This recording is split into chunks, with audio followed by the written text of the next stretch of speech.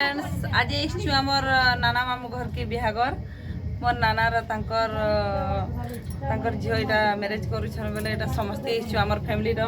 एटा मोर सासू एटा मोर सिस्टर सेटा मोर ननंद लागबे बट्टा सोनपुर रे तांकर मैरिज करैछु एटा आमर दुईटा झियो तो ऑल टोटल समस्ते एटा बिहागर आइछु भुजी भी खाई सारलो न मीठा बहुत बढ़िया मीठा तैयारी होता मीठा भी खाई सारू न बहुत मजा कर बराती आसन बेले ये वीडियो टी कर देसु समस्ते देखबे बोली वीडियो कलु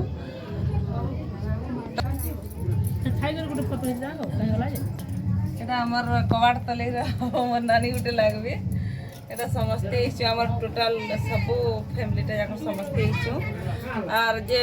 मैरिज करछन जे झियो तांको भी टिके देखामी से माने तो जेन सिस्टर मैरिज रो लगी एटा हमर पाखे होछन समस्त सान आर गेली है तो मैं भाबु छे हमर से जेन भाई के मैरिज करबी से बहुत खुशी रे रखबे बोली एटा कहू छे भी माने मोबाइल माध्यम रे भी से भाई के एटा कहू छे और हमर सिस्टर एते क्यूट समस्तकर मन के किनी ने सुने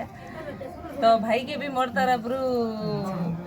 कहा कहबी मोर सिस्टर के भल कर रखिथिबे।